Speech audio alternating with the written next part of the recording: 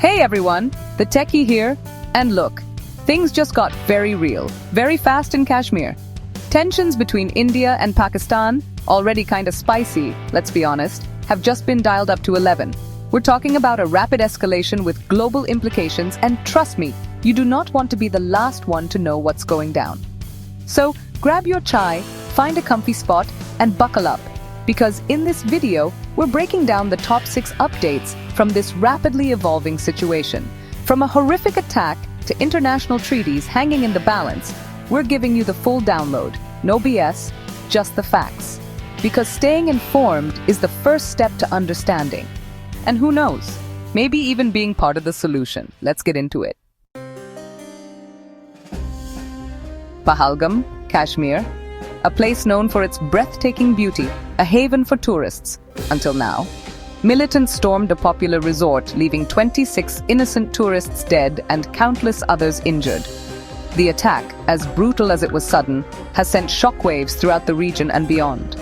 Families are left grieving, survivors traumatized, and the question on everyone's mind, how could this happen?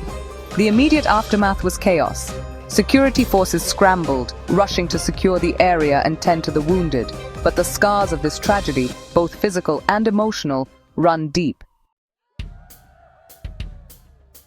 In a move that could have far-reaching consequences, India has announced the suspension of the Indus Waters Treaty, a landmark agreement with Pakistan that has been in place since 1960.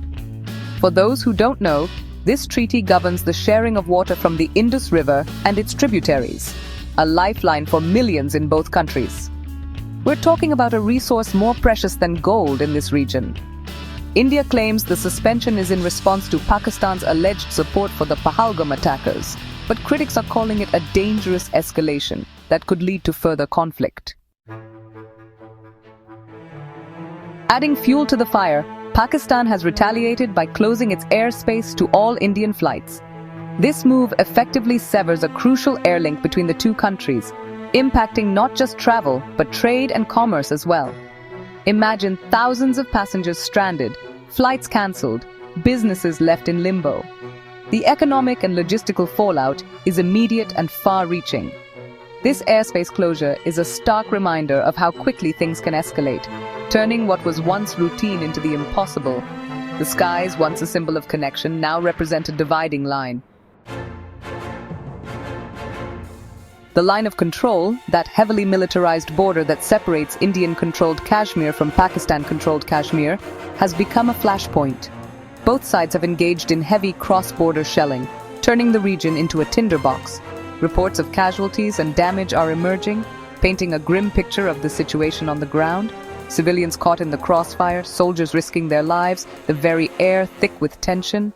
This isn't just a military exercise, folks. These are real bullets, real lives at stake. And the potential for things to spiral completely out of control is terrifyingly real. As if the threat of war wasn't bad enough, the economic fallout from this crisis is already being felt.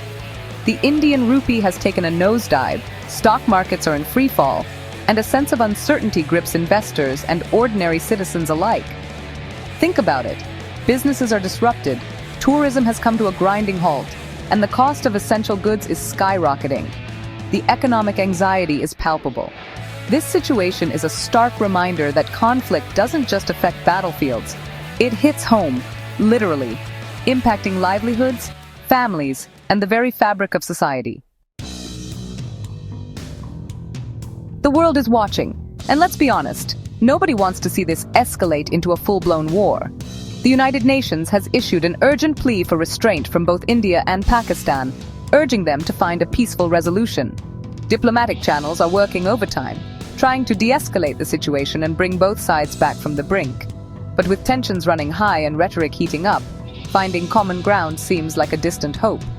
The question remains, will cooler heads prevail, or are we about to witness a catastrophic conflict that no one can afford?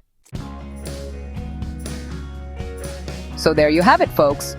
The situation in Kashmir is complex, volatile, and constantly evolving.